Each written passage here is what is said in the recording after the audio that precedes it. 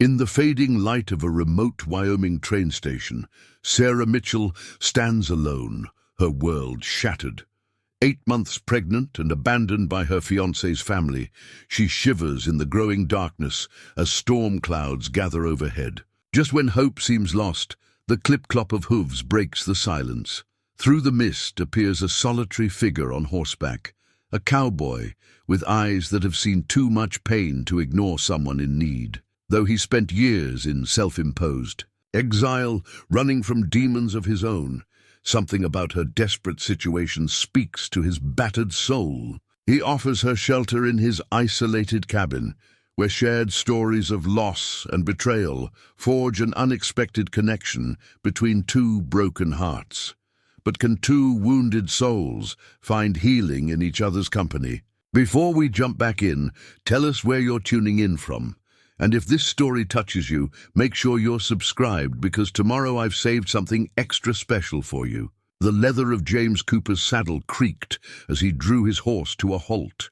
The young woman's eyes met his, a mix of fear and desperate hope in their depths. Her coat, far too thin for Wyoming's bitter autumn, was pulled tight around her swollen belly.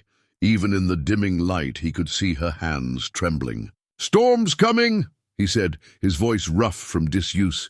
"Last train's gone for the day." He didn't mean to sound harsh, but years of solitude had stripped the social graces from his tongue. She nodded, one hand protectively cradling her middle. "I know."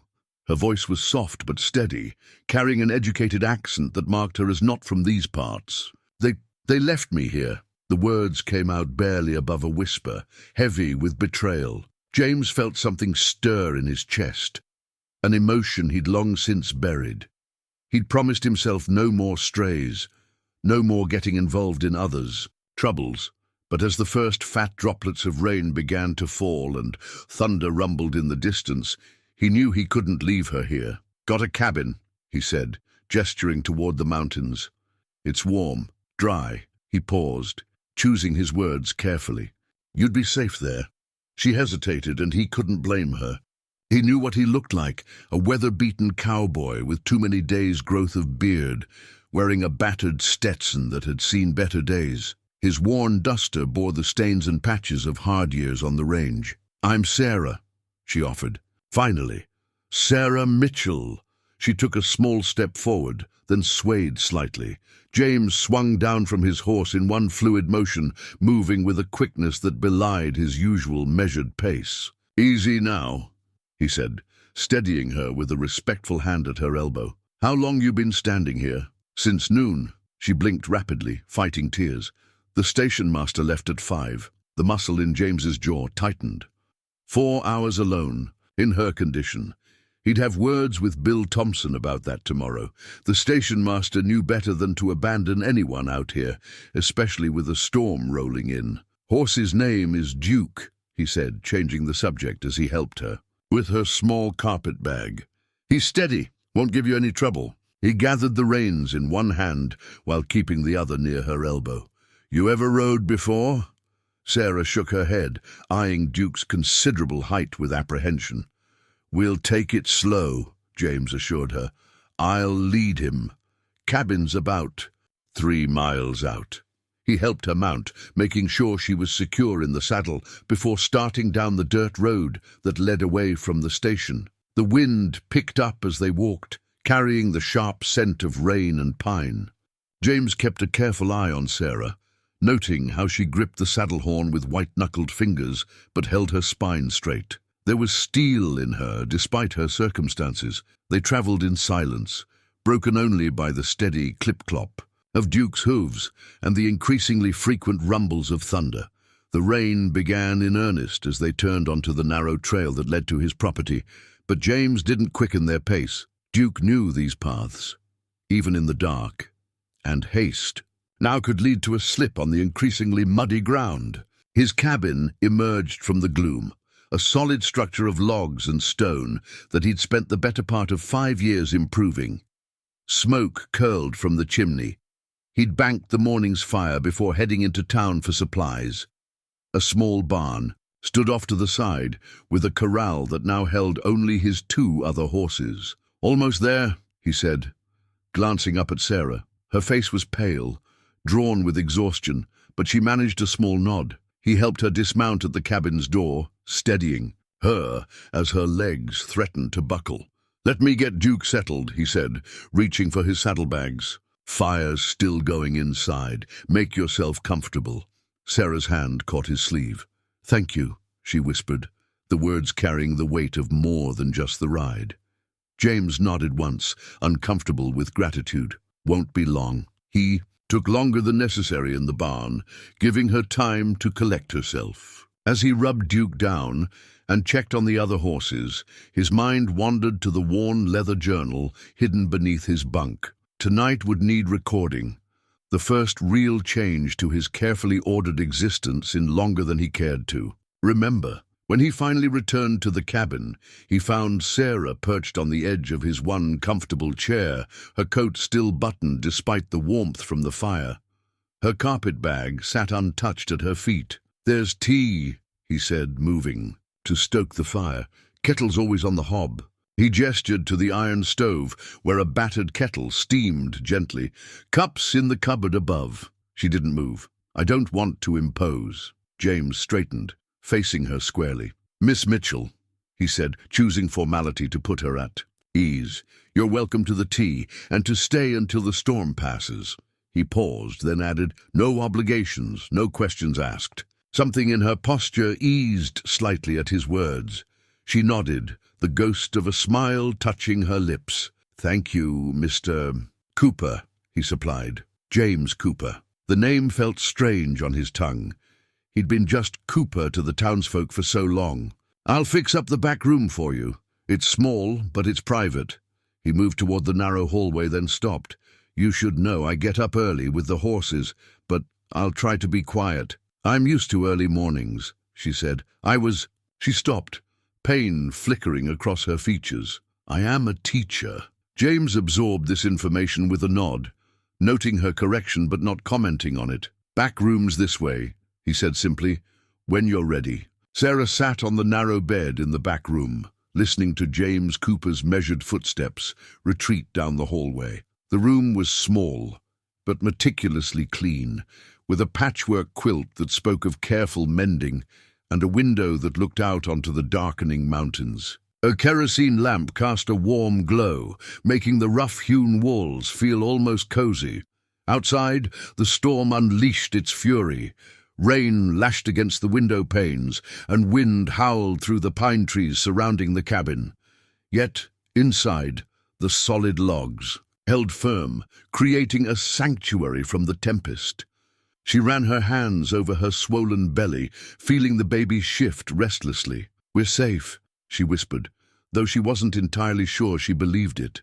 The man who'd taken them in remained a mystery, his kindness at odds with his obvious desire for solitude. A particularly loud crack of thunder made her start.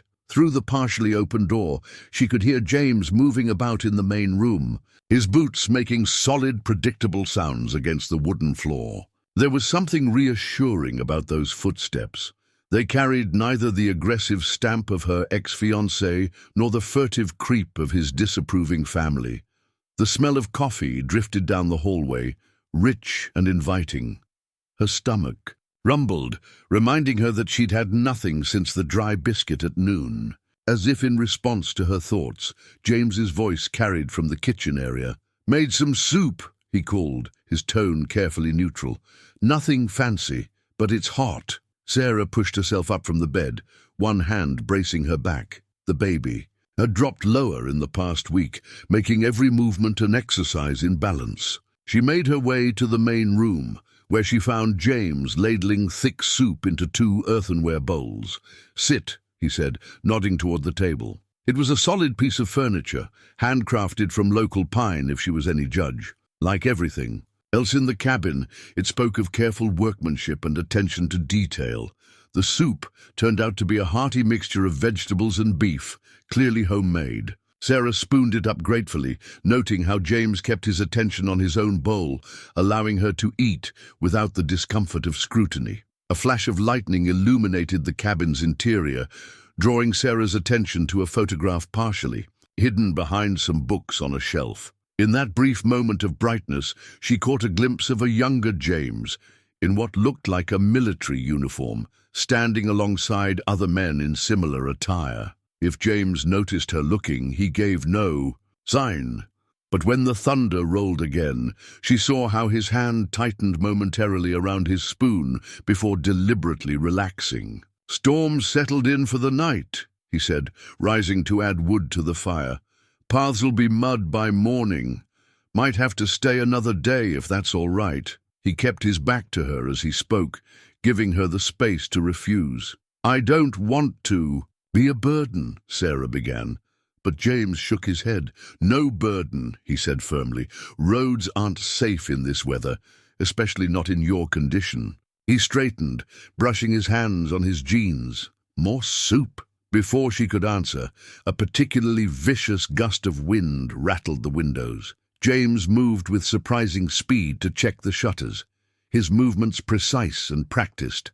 As he reached up to secure one, his shirt pulled tight across his shoulders, revealing the outline of an old scar that disappeared beneath his collar. Sarah found herself wondering about that scar, about the hidden photograph, about what had driven this capable, seemingly kind man to such isolation. But she knew better than most the value of privacy, of keeping one's wounds hidden until they had a chance to heal. "Thank you," she said instead, "for the soup and everything else." James paused in his inspection of the windows. "Had a mother once," he said quietly. "She taught school too before she married my father. Never would have forgiven me if I'd left someone in need at that station." Something flickered in his eyes, an old pain, quickly hidden. A comfortable silence fell between them, broken only by the storm's continued assault and the crackling of the fire. Sarah found herself relaxing despite her circumstances, lulled by the warmth and the steady presence of her unexpected host. "Used to love storms like this," James said suddenly, still facing the window. "Back when I was overseas. Reminded me of home." He stopped abruptly, as if surprised by his own words. Sarah recognized the offering for what it was, a small piece of trust, carefully extended. "I grew up in Boston," she offered in return. "The storms there came with fog off the harbor, made everything feel mysterious." James turned from the window, his expression softening slightly. "Never seen the ocean," he admitted. "Closest I got was the South China Sea. And that was—" He trailed off, that guarded look returning to his eyes. "Different," Sarah supplied, and he nodded, grateful for the escape she'd provided from whatever memory had surfaced. "Should try to sleep," he said, changing the subject. "Spare blankets in the chest if you need them. Nights get cold up here." As if to emphasize his point, another gust of wind moaned through the trees outside. Sarah shivered despite the fire's warmth, suddenly aware of how far they were from any other shelter. "The cabin's solid," James said, correctly interpreting her concern. "Built it myself after—" He stopped again, then finished simply, "After I came home. Nothing's getting through those walls." Sarah nodded, understanding that he was offering more than just reassurance about the cabin's construction. Whatever his past, whatever demons had driven him to this remote mountain, James Cooper was a man who took his responsibilities seriously. "Good night, Mr. Cooper," she said, levering herself up from the chair. "James," he corrected quietly.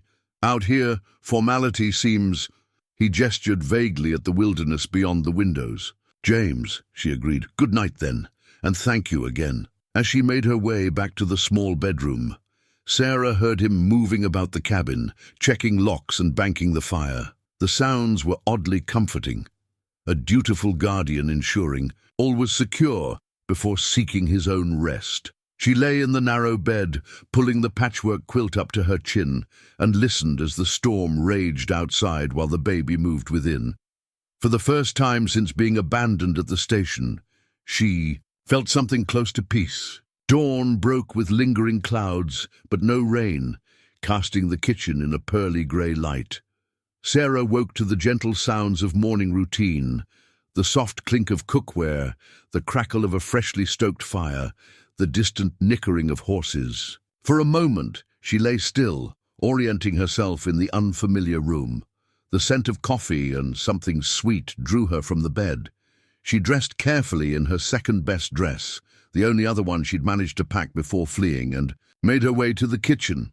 James stood at the wood stove, his back to her, deftly flipping what appeared to be sourdough pancakes with a hand-carved wooden spatula. "Morning," he said without turning, and she wondered how he'd known she was there.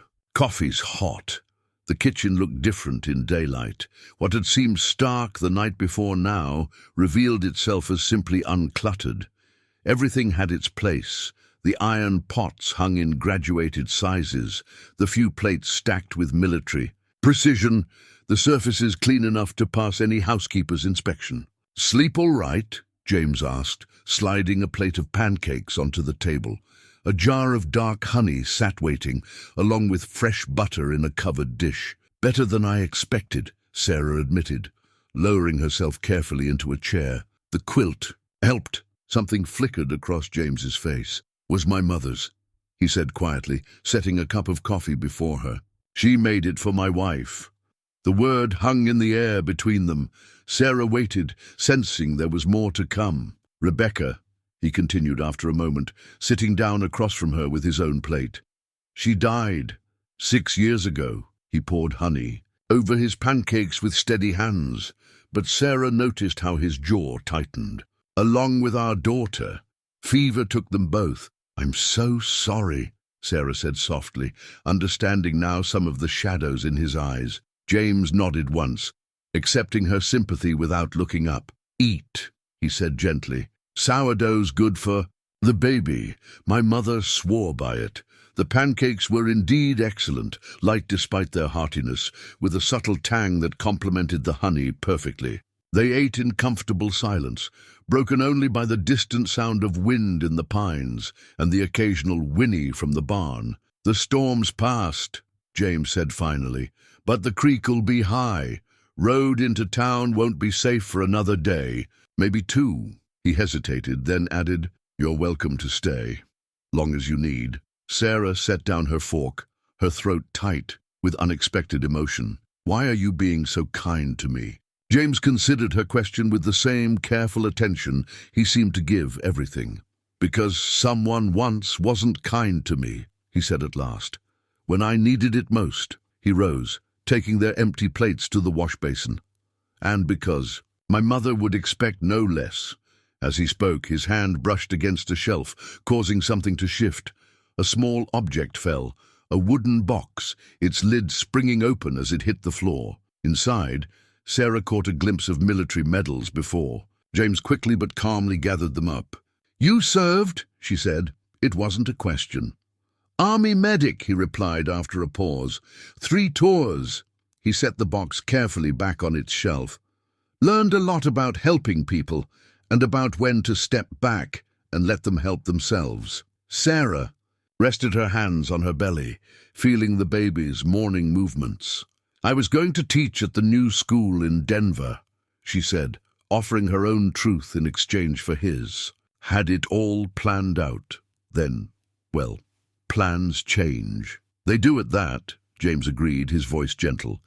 He picked up the wooden spatula he'd used for the pancakes, running his thumb along its smooth handle. "Made this the first winter here. Kept my hands busy while my mind—" He trailed off, then finished simply, "while my mind healed." Through the window, sunlight finally broke through the clouds, casting long shadows across the cabin floor. Sarah watched as James moved to the door, his routine apparently as natural as breathing. "Need to check the horses," he said. "Rest. Make yourself at home." He paused at the door, adding quietly, "Sometimes the best plans are the ones we never made." Sarah sat in the warm kitchen long after he'd gone, listening to the drip of melting snow from the eaves and feeling the baby shift within her. For the first time since leaving Boston, she felt the faint stirring of hope, not for the life she'd planned, but for something she hadn't dared to imagine. The pain struck just before midnight. Sarah woke with a gasp, her hands clutching her belly. This wasn't the usual discomfort of late pregnancy. Something felt wrong. She tried to stand, but doubled over as another wave of pain hit, sharper than before. "James?" Her voice came out weaker than intended, but somehow he heard. His footsteps approached rapidly down the hallway. "Sarah?" A soft knock, then he cracked the door. "Everything all right?" "Something's wrong," she managed, breathing. Through another wave of pain. "The baby?" James was beside her in 2 long strides, all trace of his usual reserve gone. His hand touched her forehead, checking for fever with practiced efficiency. "Tell me exactly what you're feeling." "Sharp pains like knives, not like regular contractions." She grabbed his arm as another spasm hit. "It's too early." Without hesitation, James lit the bedside lamp, its glow revealing his face, set in professional concentration. "I need to check something in the barn. 2 minutes." He squeezed her hand once, then strode out. True to his word, he returned moments later carrying a worn leather medical bag. Sarah watched through pain-clouded eyes as he laid out supplies. With military precision, stethoscope, blood pressure cuff, various bottles and packages. "Army medic, remember," he said, noting her expression. "Kept my kit up to date." Force of habit. He pulled on latex gloves with practiced ease. "Need to check your blood pressure first, then we'll figure out what's happening." His movements were sure and gentle as he worked, his voice steady as he explained each step. The professional demeanor helped calm Sarah's rising panic. "Blood pressure's higher than it should be," he murmured, more to himself than to her.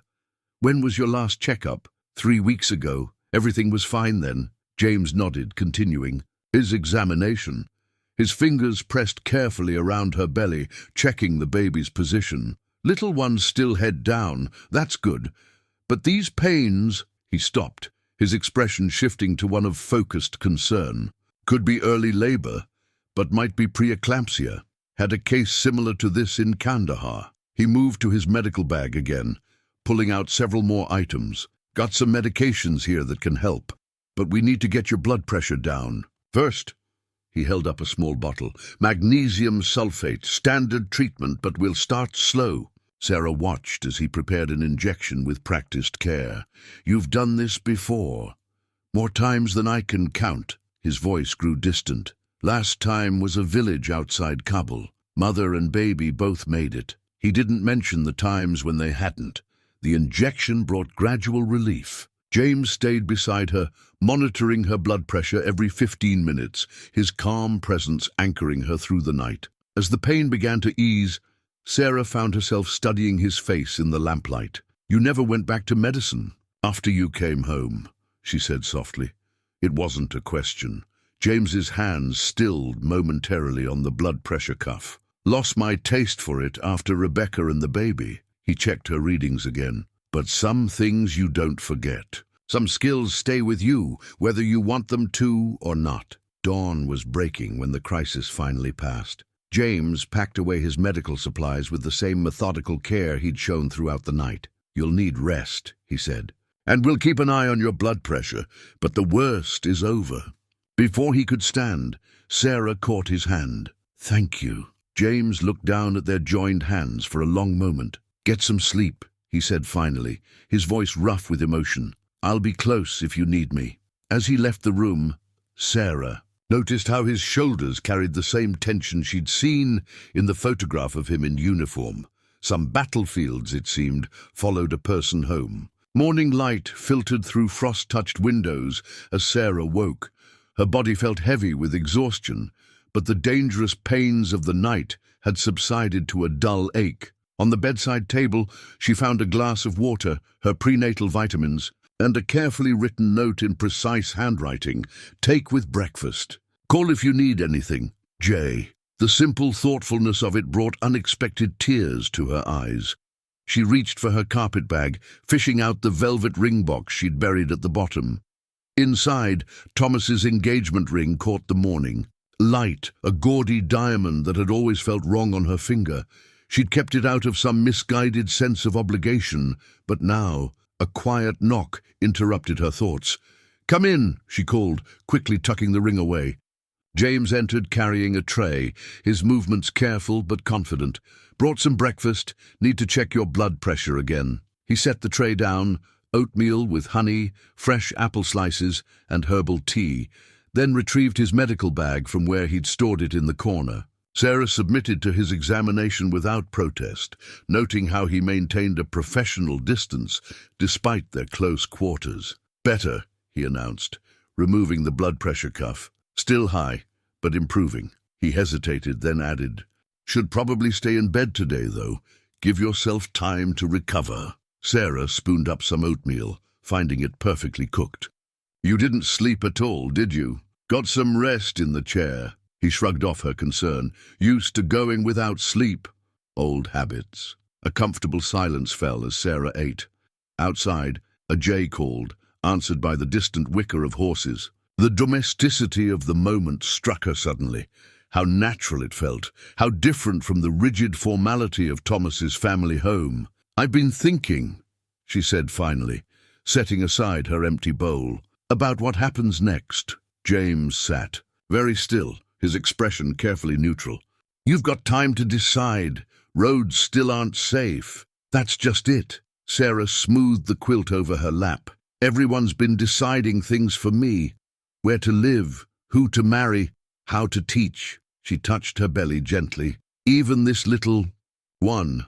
Thomas's family had every detail planned out until they didn't want us anymore. And now," James's voice was quiet but intent. Sarah reached for the ring box again, opening it deliberately. "Now I think it's time I made my own choices." She lifted the ring out, studying it in the morning light. "This was never really mine, just like that life wasn't really mine." James watched as she closed the box with finality. "Making your own way isn't easy," he said softly, "but it's worth it." "Is that why you came here?" she asked. "To make your own way?" A shadow crossed his face, but he didn't look away.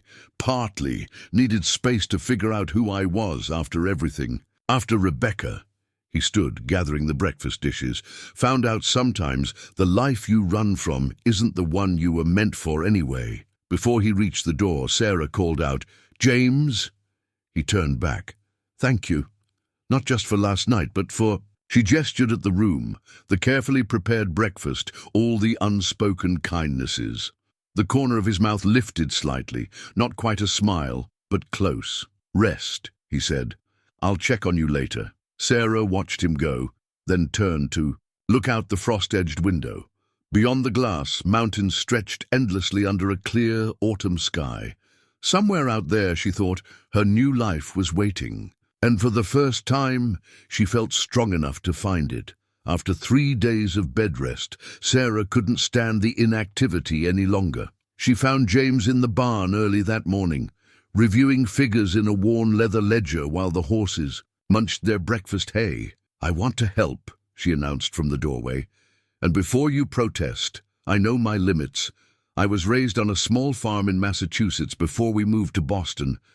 I'm not completely helpless." James looked up from his ledger, studying her with that careful assessment she'd come to recognize. "Blood pressure's been stable," he acknowledged, "but no heavy lifting. I can manage the eggs," she offered. "Maybe help with the accounts." She nodded toward his ledger. "I did teach arithmetic after all." A ghost of a smile touched his lips. "Barn cat's been laying eggs now." Sarah felt her cheeks warm. "I heard the chickens yesterday. Unless those were very vocal cats." "Coops. Around back," he said, closing the ledger. "Usually collect eggs after morning feed. Hens are decent sorts, but watch out for the red one. She's got notions about personal space." The morning air was crisp as Sarah followed James to the chicken coop. He demonstrated the proper way to check the nesting boxes, his movements efficient, but gentle with the birds. The red hen did indeed protest, but Sarah found she didn't mind. After days of worrying about her future, there was something wonderfully ordinary about gathering eggs. "8 today," she announced, carefully placing them in the basket James had provided. "Though I suspect that Red Terror is holding out on us." "Probably." James turned from where he'd been spreading fresh straw. "You've got a way with them. Most folks get nervous. Hens sense it. Animals know when you respect them," Sarah said, remembering her father's lessons. Same as people. She smoothed her apron, disguising a small grimace as the baby shifted. James noticed anyway. "Time to head in," he said firmly. "Can help me with the books after breakfast if you're still wanting to be useful." Inside, Sarah found herself settling into an unexpectedly comfortable routine. She scrambled eggs, while James made coffee and sliced bread, their movements in the small kitchen somehow never colliding. The domesticity of it should have felt strange, but instead it felt right. Over breakfast, James pushed the ledger toward her. "Been meaning to organize this better," he said. "Previous owner left it a mess. Been adding my own notes, but—" Sarah opened the book, immediately seeing what he meant. 3 different handwriting styles competed across the pages, dates jumped randomly, and the arithmetic showed signs of hopeful rather than accurate calculations. "Well," she said, reaching for a pencil, "looks like you could use a teacher." They spent the next hour at the kitchen table, Sarah creating a proper accounting system, while James explained the ranch's various income sources and expenses. His business sense was sound, she discovered, just lacking in organization. "You've done well here," she observed, noting the steady increase in profits over the past 3 years. "Built something real." James was quiet for a moment, staring out the window at the mountains. "Didn't mean to at first," he admitted. "Just needed a place to—" He trailed off, then finished, "to stop running." Sarah understood that feeling all too well. She'd been running too, in her way, trying to fit herself into the life Thomas and his family had planned for her.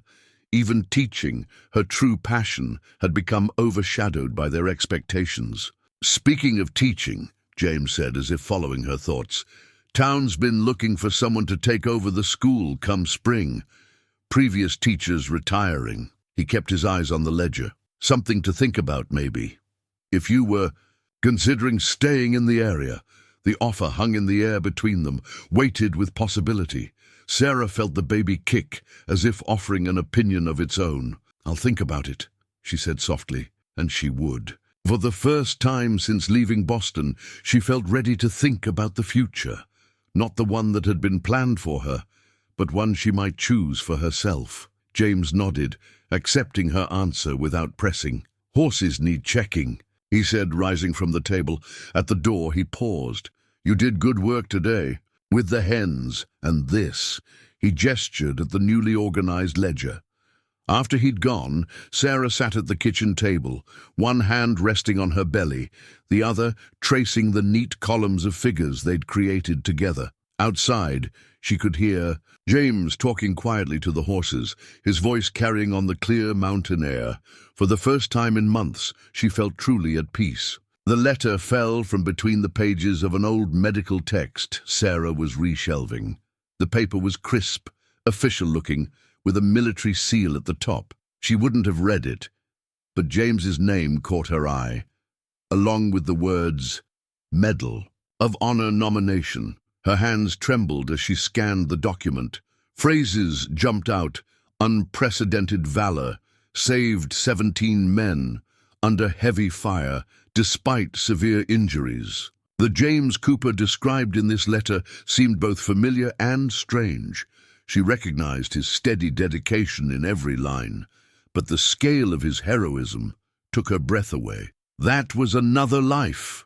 Sarah startled at James's voice. He stood in the doorway, his expression unreadable. "I'm sorry," she said quickly, moving to return the letter. "I was just organizing the books. It's all right." He crossed the room slowly, taking the letter from her outstretched hand. "Thought I'd lost this years ago. Rebecca kept it, even though I asked her not to." "You never accepted the medal," Sarah said softly. "It wasn't a question." She'd read that far. James sat heavily in his chair by the fire, the letter loose in his hands. Couldn't, not after what happened the next day. He stared into the flames. Lost 4 men in an ambush. Good men, young, the kind who had families waiting. Sarah lowered herself carefully into the other chair, giving him space but staying present. "It wasn't your fault. Wasn't about fault." His voice was distant, lost in memory. Was about being tired of playing God, deciding who lived, who died. Coming home to Rebecca, he stopped, swallowed hard. Coming home to Rebecca pregnant with our Katie, knowing how many other men wouldn't see their children born. The baby chose that moment to kick sharply, making Sarah gasp. James's attention snapped back to the present, medical training overtaking. Memory. You all right? Yes, she assured him. Just active. Here. Acting on instinct, she reached for his hand. He hesitated only a moment before letting her place it on her belly, where the baby was still moving. Strong, he said softly. And for a moment his professional mask slipped, revealing a mix of wonder and old pain. Like its mother, Sarah said, and like a certain medic I know who saves people, even when he thinks he's done with saving. James withdrew his hand slowly, but some of the tension had left his shoulders. That's why you showed me the letter? To make a point about helping folks? I didn't mean to find it at all, Sarah admitted, but I'm glad I did. It helps me understand. Understand what? Why you can't stop caring, even when you try. She met his eyes steadily. Why you took in a pregnant stranger during a storm. James looked down at the letter again. Told myself I was done with all that. Helping people, leading people. After Rebecca and Katie died, he carefully refolded the paper. Seemed easier to just disappear. But you didn't, Sarah said gently. Not really. You built this place. You keep accounts. You help your neighbors when they need it. The town clerk told me when you took me in to register for the teaching position. A shadow of his almost smile touched his lips. Folks talk too much. Folks remember kindness, she corrected, even when the kind one wishes they wouldn't. James stood, moving to return the letter to its hiding place. Don't feel particularly kind most days, just doing what needs doing. That's what makes it real kindness, Sarah said softly. Doing what's needed, even when it hurts, even when you'd rather not. He turned back to her, his eyes holding hers for a long moment. You sound like Rebecca, he said finally. She used to say something similar. She sounds like a wise woman. She was. James's voice was rough with emotion. Think she'd have liked you. Coming from him, it was the highest praise possible. Sarah felt tears prick at her eyes. Blame it on pregnancy hormones if anyone asked. Thank you, she whispered, for sharing this with me, for trusting me with it. James nodded once, then cleared his throat. Better check on Duke. Storm's coming tonight. But at the door, he paused. Sarah, thank you for understanding. After he'd gone, Sarah sat for a long time, one hand on her belly, watching the fire dance. Outside, the wind was picking up, but inside the cabin, something had shifted, like a wound finally beginning to heal. The town of Pine Creek consisted of one main street, a handful of side roads, and more opinions than people. Sarah felt the weight of curious stares as James helped her down from Duke's saddle in front of the general store. Her condition was impossible to hide now, and the sight of the notoriously reclusive James Cooper escorting a pregnant woman was bound to set tongues wagging. Ignore them, James said quietly, his hand steady at her elbow. Town's got more gossip than sense sometimes. Inside the store, Mrs. Henderson's eyebrows shot up at the sight of them, though she tried to hide her surprise behind a shopkeeper's smile. Mr. Cooper, she said too brightly, don't usually see you twice in 1 month. Need supplies? James replied shortly, guiding Sarah toward the dry goods section. But Mrs. Henderson wasn't finished. And this must be the young lady Bill Thompson mentioned. Her eyes flicked to Sarah's belly. From the station, wasn't it? Sarah felt James tense beside her, but she stepped forward with the poise she'd learned, teaching 5th grade arithmetic to reluctant students. Sarah Mitchell, she said pleasantly, soon to be Pine Creek's new teacher, assuming the school board approves my application. That caused a stir. Mrs. Henderson's face underwent several rapid transformations before settling on calculated friendliness. Well now, isn't that interesting? Though some folks might wonder about, she glanced meaningfully at Sarah's condition. Some folks might remember their own need for kindness at times. James cut in, his voice quiet but carrying. The store fell silent. Even Mrs. Henderson seemed to shrink slightly under his steady gaze. "I'll need fabric for baby clothes," Sarah said into the awkward silence, her voice deliberately light. "And perhaps you could recommend a good pattern?" "I'm afraid my sewing skills are rather basic." The familiar territory of domestic concerns seemed to reset Mrs. Henderson's worldview. Soon, she was pulling out patterns and suggesting materials, her earlier judgment temporarily forgotten in the pleasure of making a sale. James left them to it, moving through the store with efficient purpose, gathering the supplies they needed. Sarah noticed how other customers gave him a wide berth, respect mingling with wariness in their glances. "He's changed since you came," Mrs. Henderson said softly, measuring out yards of soft flannel. "Less haunted-looking." She met Sarah's eyes. "Known James Cooper since he first came here after his loss. Never saw him take to anyone the way he's taken to you." Before Sarah could respond, the store's bell jangled. A well-dressed woman entered, followed by two younger ladies who could only be her daughters. Their fine clothes and carefully arranged hair marked them as visitors from the city. "Ellen," Mrs. Henderson greeted the older woman. "How nice to see you in town. Your brother mentioned you were visiting." Ellen's sharp eyes took in the store, lingering on Sarah. Something in her expression turned cold. "Thomas has been looking for you," she said directly to Sarah. "His entire family has been worried sick." The blood drained from Sarah's face. Of course, Ellen was Thomas's aunt, the one who had orchestrated the match in the first place. She hadn't expected them to track her this far west. "Think you've mistaken my friend for someone else?" James's voice came from behind Sarah, calm but carrying an edge of steel. He'd returned so quietly no one had noticed. Ellen drew herself up. "I most certainly have not. This is Sarah Mitchell, my nephew's fiancé, and she is under my protection." James finished, his tone making it clear the discussion was over. "Ma'am," he placed his supplies on the counter, pulling out his wallet. "Mrs. Henderson, we'll take these items and the ladies' fabric. Send the rest out to the ranch when it comes in." The store had gone deadly quiet. Ellen's face flushed with anger, but something in James's bearing, the soldier still visible in his stance, made her hold her tongue. Outside, Sarah's hands were shaking as James helped her mount. "They'll tell Thomas," she whispered. "Let them." James swung up behind her, surprising her. He usually rode beside her on Duke's stablemate.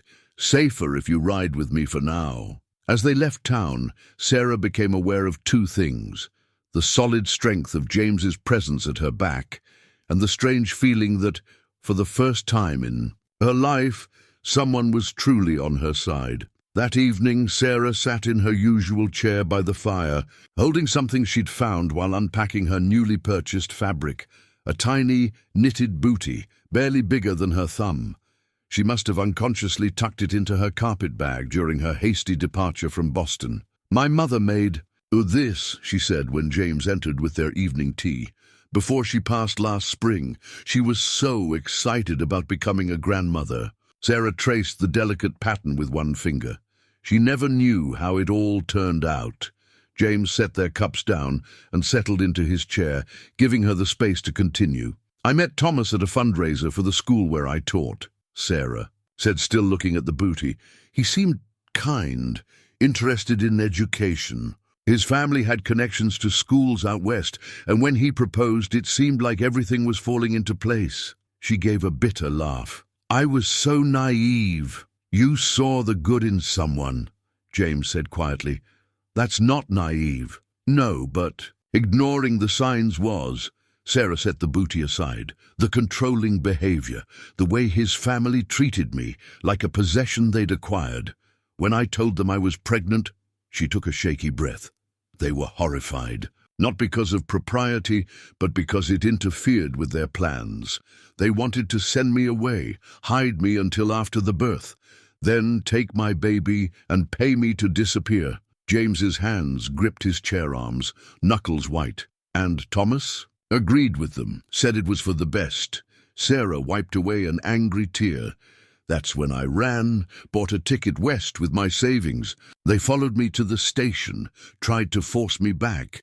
In the confusion, I boarded the wrong train, ended up here instead of Denver. Lucky mistake, James said softly. Sarah met his eyes. Was it a mistake? James was quiet for a long moment, staring into the fire.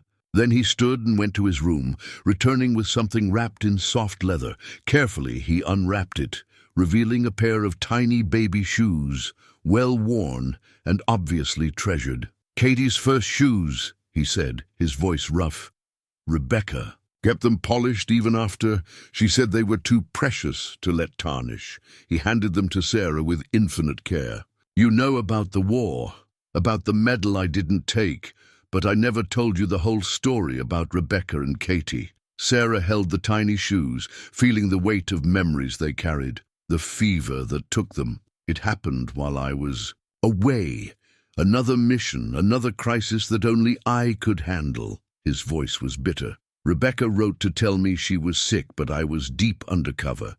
By the time I got the message," he stopped, swallowed hard. 3 weeks. They'd been gone 3 weeks before I even knew. "Oh, James," Sarah whispered. "Came out here to die," he admitted. "Bought this place because it was remote, ran out of road and reason to keep going. But the work kept me alive. The animals needed feeding, fence needed mending. Couldn't stop, even when I wanted to." Sarah reached out, caught his hand. He gripped, back like a drowning man finding a lifeline. "When I saw you at that station," he continued, "something in me recognized something in you, that look in your eyes, like you'd run out of road too. But you stopped," Sarah said.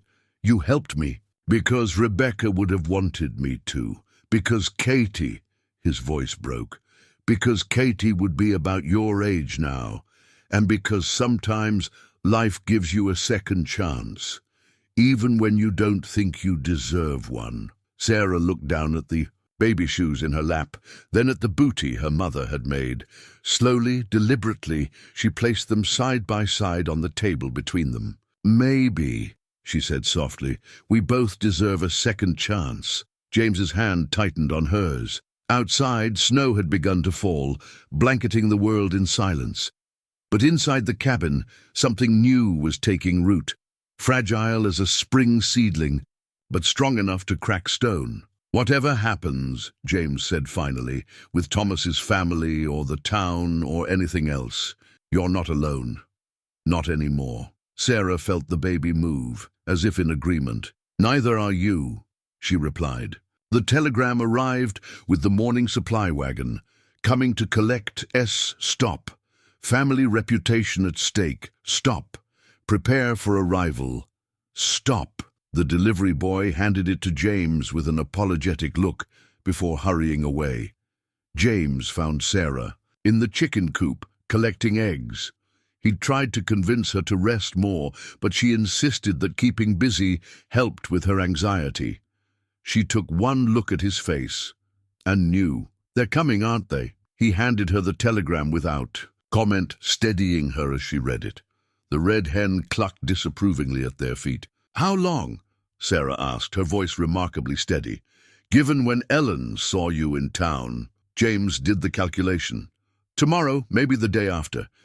Depends if they're coming by train or private car." Sarah placed the last egg in her basket.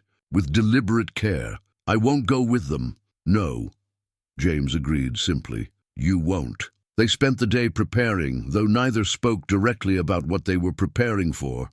Sarah baked bread, the familiar motions soothing her nerves. James checked his fences and moved the horses to the back pasture, away from the main road. The visitors arrived at dusk the next day, 2 automobiles kicking up dust on the ranch road. James stood on his porch, watching their approach. Sarah remained inside at his insistence, but she stayed near the window, one hand pressed against the glass. 5 people emerged from the cars. Ellen, her sharp features set in righteous indignation, an older man who could only be Thomas's father, 2 younger men who moved with the entitled swagger of those born to wealth, and Thomas himself, looking simultaneously angry and uncertain. "Mr. Cooper," the older man stepped forward. "I'm Harrison Wells. I believe you're harboring my son's fiancé. Miss Mitchell is a guest at my ranch." James replied evenly, "and she's made her wishes clear." "Her wishes are irrelevant," Ellen cut in. "She's in no condition to make rational decisions. Thomas has graciously agreed to overlook her indiscretion and marry her quietly." "Indiscretion?" James's voice carried a dangerous edge. "That's what you call your own grandchild?" Harrison Wells flushed dark red. "How dare you? This is a family matter. You made it my matter when you abandoned a pregnant woman at a remote station." James hadn't moved, but something in his stance made the younger men step back. "Could have died out there. She and the baby both. Now, see here." Thomas finally spoke up, though he couldn't quite meet James's eyes. "Sarah belongs with her own kind, with people who understand propriety and social standing. Surely a rancher can appreciate knowing one's proper place." The door opened behind James. Sarah stepped out, her head high. "My proper place?" Her voice trembled with anger. "You mean hidden away until I'm no longer an embarrassment, until you can take my baby and send me off with a pat on the head and a handful of dollars?" "Sarah, be reasonable," Ellen pleaded. "Think of the scandal." "I am thinking," Sarah cut in. "I'm thinking of my child, of the life we deserve, of the kind, of people I want in that life." She moved to stand beside James. "And none of them are standing in those cars." Harrison Wells stepped forward, his face thunderous. "You'll return with us now, young lady, or what?" James's quiet question carried clearly in the evening air. "You'll force her, here, on my land?" He smiled, but it didn't reach his eyes. "Might want to reconsider that." The younger men had been inching forward, but something in James's bearing made them freeze. Perhaps they finally noticed the military precision of his stance, or the way his right hand hung casually near his hip. "She's carrying my grandchild," Harrison blustered, but with less certainty. "No," Sarah said firmly, "I'm carrying my child, who will grow up knowing love, not obligation, kindness, not control." She took James's hand, felt his startled squeeze of response. "I've found my home, and it's here." Thomas started forward. "Sarah, please." "Leave," James said, and now there was no mistaking the steel in his voice. "While you still can." For a moment, it could have gone either way. But Thomas's nerve broke first. He backed toward the car, tugging at his father's sleeve. The others followed, Ellen's face a mask of thwarted fury. "This isn't over," Harrison called as they retreated. "Yes," Sarah said clearly, "it is." They watched the dust settle after the cars disappeared. Sarah's hand was still in James's, neither quite willing to let go. "Meant what I said," she whispered. "About finding my home." James turned to her, his eyes soft in the gathering dusk. "Good," he said simply. "Because you have one, long as you want it." Behind them, the cabin's windows glowed warm against the coming night, promising shelter, promising peace, promising hope. In the days following the confrontation, something shifted between Sarah and James. It wasn't just the lingering touches when passing the coffee pot at breakfast, or the way they gravitated toward each other in the evening.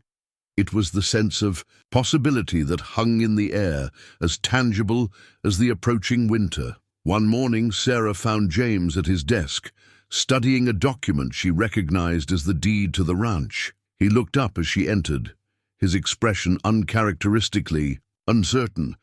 "Been thinking," he said, setting the paper aside, "about the future, your future." Sarah lowered herself into her chair, feeling the baby shift restlessly. "Oh? Town council approved your teaching position yesterday." He kept his voice carefully neutral. "School starts after the spring thaw. They'll expect you to find lodging. In town." "I see." Sarah studied his face, reading the tension there. "And what do you think about that?" James stood, moving to the window. Outside, fresh snow blanketed the pasture, pristine and full of promise. "Think you'd make a fine teacher," he said finally. "Think the children would be lucky to have you." "That's not what I asked." He turned to face her, and for once she could. Read every emotion in his eyes. "Think I'd miss you," he admitted roughly. "You and the little one both.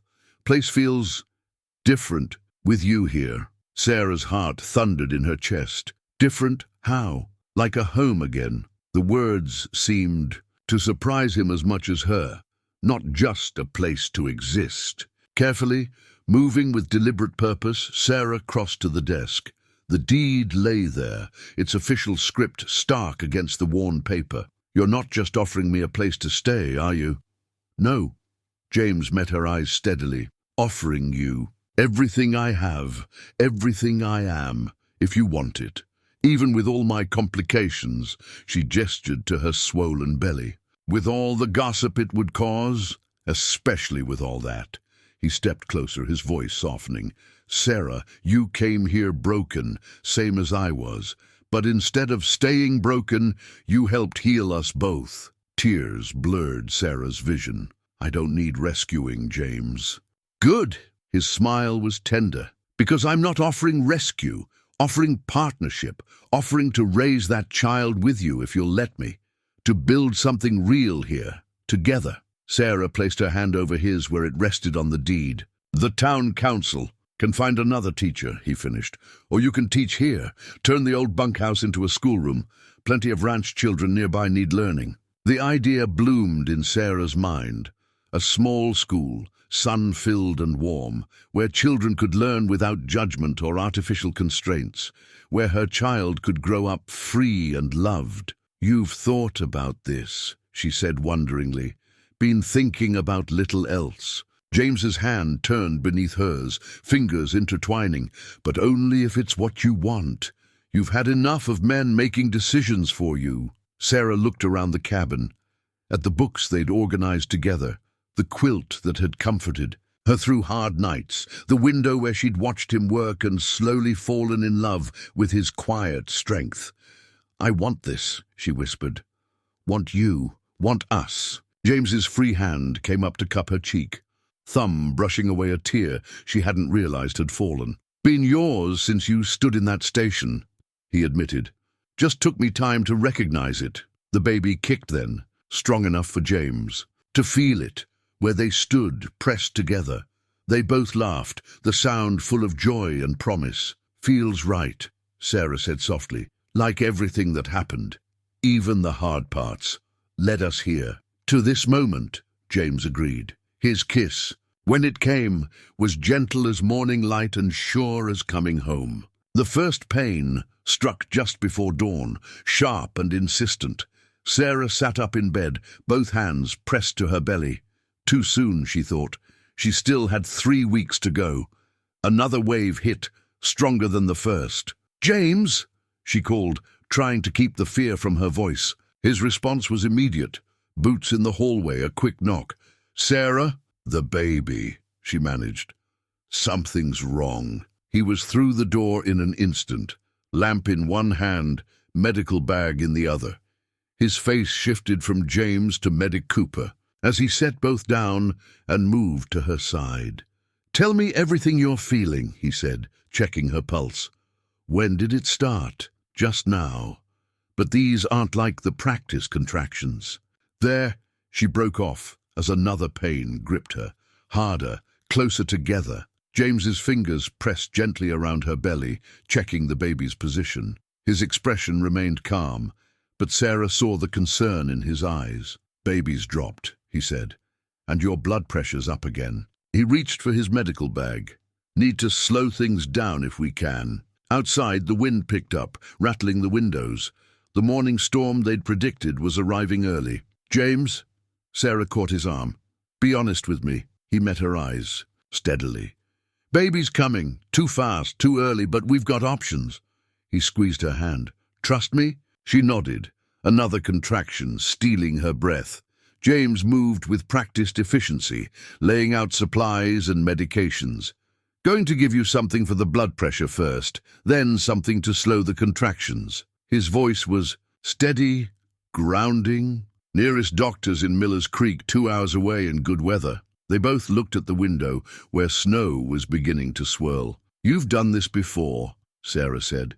It wasn't a question. In worse conditions, he administered the first injection with gentle precision. "Had a case in Afghanistan. Middle of nowhere, sandstorm coming in, mother and twins both breach." He kept talking as he worked, his voice calm.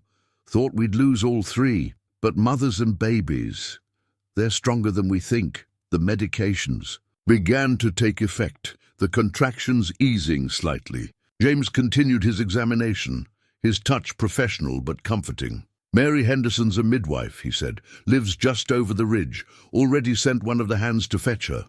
He smiled slightly. Been keeping her informed about you. Just in case. Sarah managed a weak laugh that turned into a gasp as another contraction hit. You think of everything. Try to. He checked her pulse again. Contractions are still too close. Might not be able to stop this. As if in agreement, the baby shifted, bringing a new kind of pressure. Sarah grabbed James's hand. Don't leave. Not going anywhere. His voice roughened with emotion. You're stuck with me, remember? The wind rose to a howl, and the lamp flickered. James quickly lit extra candles, moving around the room with military efficiency. Each time Sarah looked for him, he was there, exactly where she needed him to be. Time blurred into a haze of pain and pressure. James's voice remained, her anchor, mixing medical observations with quiet encouragement. Blood pressure's holding, that's it, breathe through it. The baby's heart rate is strong. A banging at the front door startled them both. James pressed a quick kiss to Sarah's forehead. That'll be Mary. Back in 30 seconds. He returned, with a sturdy woman in her 60s, her grey hair escaping from under her wool hat, snow dusting her shoulders. Well, Mary said, taking in the scene as she stripped off her coat. Looks like this little one's eager to meet us. She moved to Sarah's side, her experienced hands checking what James's had. Good work with the medications, James. But I think we're past stopping this. Another contraction gripped Sarah, stronger than before. She reached for James, who was already there, supporting her. Remember that case in Afghanistan, he said softly. Mother was stronger than she knew. Like you. Mary efficiently arranged supplies, nodding approval at James's preparations. Always knew you'd make a good father, she said matter-of-factly. Just needed the right reason to remember it. Outside, the storm raged. But inside the cabin, a different kind of force was at work, the ancient, unstoppable power of new life, entering the world. Sarah gripped James's hand, drawing strength from his steady presence and the sure knowledge that whatever came next, she wasn't facing it alone. Dawn was breaking when the final stage began. Sarah's labor had progressed steadily through the night, each contraction bringing them closer to the moment of truth. James hadn't left her side except when absolutely necessary, his medical training warring with his emotional investment. Almost there, Mary encouraged, checking the baby's position again. Little one's ready to meet us. Sarah gripped James's hand harder. I'm scared, she whispered, for his ears alone. I know, he wiped her forehead with a cool cloth, but I've got you, both of you. The next contraction built like a wave. Mary nodded approvingly. This is it, dear. Baby's coming now. James moved to help Mary, his medical instincts taking over, but Sarah wouldn't release his hand. Stay, she pleaded, not going anywhere. He shifted position so he could support her while still helping Mary. Remember what I told you about that mother in Afghanistan? She felt just like you do. Now, scared but stronger than she knew. What happened to her? Sarah asked between breaths, grateful for the distraction. Delivered those twins in a sandstorm. His voice remained steady, grounding. Year later, she sent me a picture. Beautiful, healthy boys, playing in their grandmother's garden. Another contraction peaked. Mary's experienced hands guided them through it. Heads crowning, she announced. Next push, Sarah. James felt Sarah's grip tighten impossibly. He'd helped deliver countless babies during his service, but nothing had prepared him for this moment, for the overwhelming need to protect both mother and child. I see the head, Mary said calmly. Dark hair like its mama. Sarah gave a small sob of relief at the news. James found himself blinking back unexpected tears. One more push, Mary directed. Big one now. Sarah bore down with her remaining strength. James supported her, his free hand moving to help Mary guide the baby into the world, the cabin filled with a sudden, piercing cry. "It's a girl," Mary announced, quickly assessing the newborn. Small, but strong. James's medical training took over as he helped Mary clear the baby's airways and check her vital signs. But his hands trembled slightly as he wrapped her in the soft blanket they'd prepared. "She's perfect," he whispered, voice rough with emotion. "Sarah, she's absolutely perfect." He placed the tiny bundle in Sarah's arms, watching as mother and daughter met for the first time. The baby's cries softened as Sarah held her close. "Hello, little one," Sarah murmured. "We've been waiting for you." Mary efficiently handled the final stages of delivery, but James barely noticed. He couldn't take his eyes off the tableau before him, Sarah cradling her daughter, the morning light painting them in soft gold. It stirred memories he'd thought long buried. Rebecca holding Katie, his own overwhelming love for them both. But this time the memories brought no pain, only a deep understanding of life's cycles of loss and renewal. "Would you like to hold her?" Sarah's question brought him back to the present. James hesitated only a moment before accepting the precious bundle. The baby settled into his arms as if she belonged there, one tiny hand escaping the blanket to grip his finger. "Strong grip," he managed, his voice thick. "Good sign." Mary smiled knowingly as she gathered her supplies. "I'll send word to town that we've got a healthy mother and daughter, and that James Cooper's finally found his smile again." After she'd gone, James settled carefully on the bed beside Sarah, still cradling the baby. "What will you call her?" Sarah touched her daughter's cheek softly. "I was thinking Catherine, Katie for short." She looked up at him. "If that's all right." James felt tears spill finally, unashamedly. "More than all right," he whispered. "And Rose for a middle name," Sarah continued. "After my mother, Catherine Rose." James tested the name. "It's perfect. She's perfect." He looked at Sarah, his heart full. "You're perfect." "We're perfect," Sarah corrected gently. "All of us together." Outside, the storm had passed. Sunlight streamed through the windows, catching the baby's dark hair with hints of auburn. She opened her eyes briefly, newborn blue, but with hints of her mother's determination already visible. "Welcome home, Katie Rose," James said softly. "You've got quite a story to tell someday about storms and stations and second chances." Sarah leaned against him, exhausted but content, and about a brave man who opened his heart when he thought it was forever closed. James pressed a kiss to her temple, then one to Katie's forehead, about brave women who teach old soldiers how to love again, he corrected, and about new beginnings in unexpected places. Word of Katie's birth spread through Pine Creek with the speed of winter wind. By the time she was a week old, most of the town had sent small gifts or offers of help, a gesture of acceptance that touched Sarah deeply. Even Mrs. Henderson arrived, with a handmade blanket and a shamefaced apology for her earlier judgment. The legal papers arrived the same day as Thomas's family, a stack of documents James had quietly arranged through the town lawyer, establishing Sarah's independence and his right to protect both her and Katie.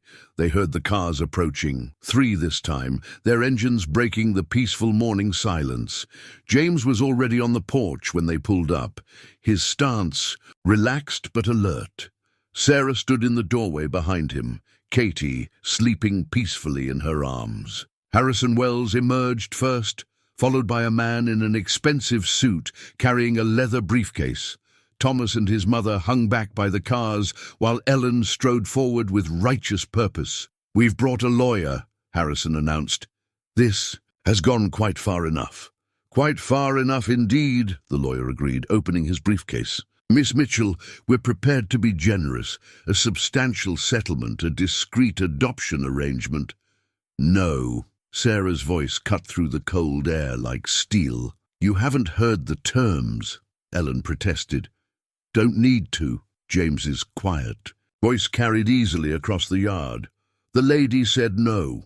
The lawyer cleared his throat. "Mr. Cooper, You have no legal standing in this matter. If you continue to interfere—" "Actually," a new voice called out, "he does." Judge Matthews, Pine Creek's senior magistrate, emerged from the fourth car that had pulled up unnoticed. He walked forward, his own briefcase in hand. "Your Honor," the Wells lawyer stammered, "this is a private family matter. Nothing private about abandoning a woman in her condition," the judge replied mildly, "nor about attempting to coerce her afterward." He pulled out a document. "I have here a restraining order against the Wells family, signed this morning. And these," he produced more papers, "are Miss Mitchell's legal documents, establishing her independence and naming James Cooper as her legal protector, should she choose to accept his offer." Sarah stepped forward, shifting Katie gently in. Her arms. "I did choose, the moment he offered me shelter that first night." Thomas finally spoke up. "Sarah, please, think of the child's future, of her position in society." "I am thinking of her future." Sarah's voice was firm, "of growing up loved and accepted, not hidden away like something shameful, of having a father who'll teach her strength and kindness, not social climbing and manipulation." "A father?" Ellen's voice rose. "You can't mean—" "James Cooper," Judge Matthews interrupted, "has already filed intention to marry, should Miss Mitchell consent, and to adopt Catherine Rose officially as his own." Sarah felt James's hand steady at her elbow, heard the quiet question in his touch. She reached for the papers the judge held out. "I consent," she said clearly, "to all of it." Harrison Wells turned purple. "Now see here." "No, you see here." James's voice was deadlier for its quietness.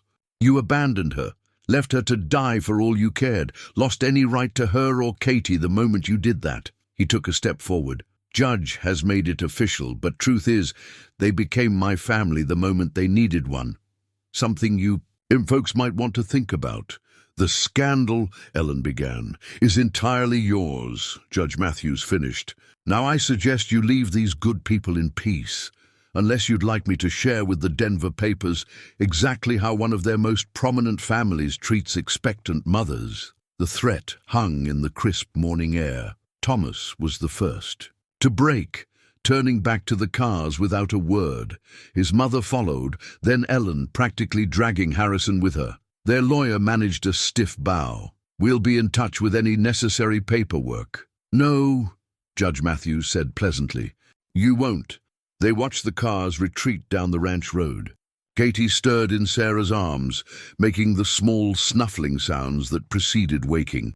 "Well," the judge said, gathering his papers, "I believe there's some signing to be done, and a wedding to plan, if you're both agreeable." James turned to Sarah, his eyes soft.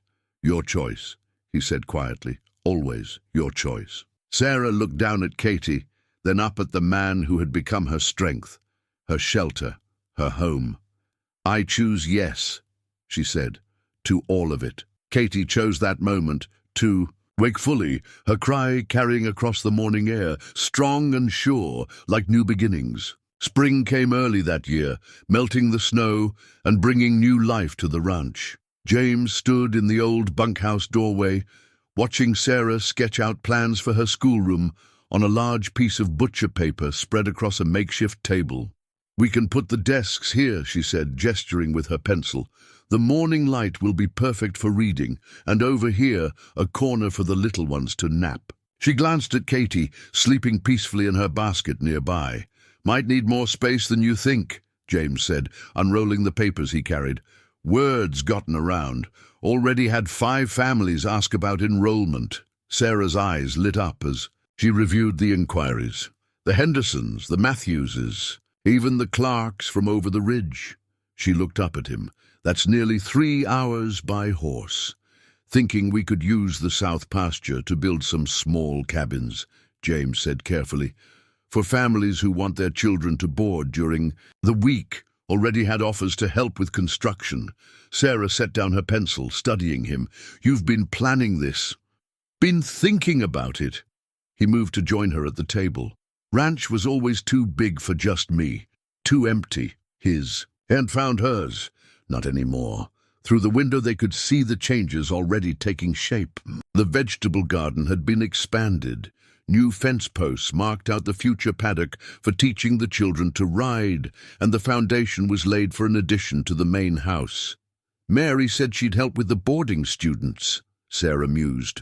Said she's getting too old for midwifery, but not too old to mother a few extra children. Town's behind us too. James smiled slightly. Mrs. Henderson's already planning to donate books for the library. Judge Matthews offered his late wife's piano if we can find room for it. And you? Sarah squeezed his hand. Are you ready for all this change, all these people coming and going? James was quiet for a moment, looking out at his land, their land now. You know what I realized? All those years I spent hiding out here, thinking I was healing. He turned to her. I was just existing. This what we're building, this is living. Katie stirred in her basket, making the small sounds that meant she'd soon want attention. Sarah moved to lift her, but James was already there, scooping up their daughter with practiced ease. Besides, he said, cradling Katie close, got a good reason to build something lasting now. 2 good reasons. Sarah watched them together, the hardened former soldier and the tiny girl who had him wrapped around her finger.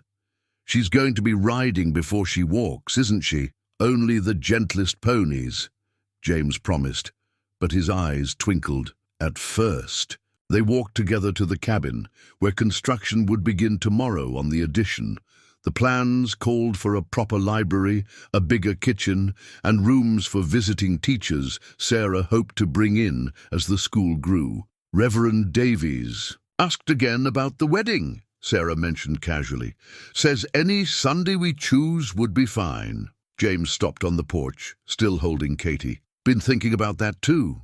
He nodded toward the meadow where wildflowers were just beginning to bloom. Thought maybe there when the flowers are full. Simple ceremony, just our friends. He paused. Unless you wanted something more formal. Sarah thought of the elaborate wedding Thomas's family had planned, all show and no substance. Simple sounds perfect, she said, under the open sky. Next month, then? There was a touch of eagerness in his voice that made her heart swell. Next month, she agreed, when the wildflowers are at their peak. Inside, they moved through their evening routine with the comfortable synchronization of a family already sure of its rhythms. As Sarah prepared dinner, James sat in his chair by the fire, telling Katie stories about her namesake while updating the ranch ledger, now neat and organized thanks to Sarah's teaching background. Got the final enrollment numbers, he said, as they sat down to eat. Looks like we'll need every cabin we planned, maybe more. Sarah smiled at his careful phrasing. Just tell me, James, how many? 23 students. He watched her face. So far, 23? Sarah's eyes widened. That's a proper school. That's a proper beginning, he corrected gently. For all of us. Later, as twilight painted the mountains in shades of purple and gold, they stood on the porch watching the day fade. Katie slept against James's chest, while Sarah leaned into his side, content. Think we're ready? She asked softly. James pressed a kiss to her hair. Think we've been ready since that first storm brought you to my door. The morning of the wedding dawned clear and bright, the meadow carpeted with blue lupines and golden daisies. Sarah stood at her window, watching Mary Henderson arrange wildflower bouquets on the simple wooden benches James and the local men had built for the occasion. Your mother would have loved this, a quiet voice said behind her. Sarah turned to find Mrs. Mitchell, her father's sister, who had arrived from Boston 2 days before. She always said you were meant for more than society life. I didn't think anyone from home would come, Sarah admitted, adjusting Katie's tiny white dress. Your father wanted to. Aunt Margaret took Katie, settling the baby on her hip with practiced ease. He's still trying to forgive himself for letting Thomas's family influence him. The money they offered, she shook her head. Well, that's impasse now. A knock at the door revealed Mary, carrying a small package wrapped in faded silk. Time for the bride's gifts, she announced. Something old, something borrowed, something blue. The women gathered around as Mary unwrapped her bundle. "The old is from me," she said, lifting out a delicate lace handkerchief. "Carried it at my own wedding 40 years ago." Aunt Margaret stepped forward next. "The borrowed is from your mother." She fastened a simple pearl necklace around Sarah's neck. "She wore it the day you were born." "And the blue," a new voice called from the doorway. Mrs. Henderson entered, carrying a sprig of lupines. "From all of us here. Seems fitting, since these flowers welcomed you to our valley." Sarah touched the gifts gently, tears threatening. "Thank you, all of you." "None of that now," Mary said briskly, but her own eyes were suspiciously bright. "Can't have a weepy bride.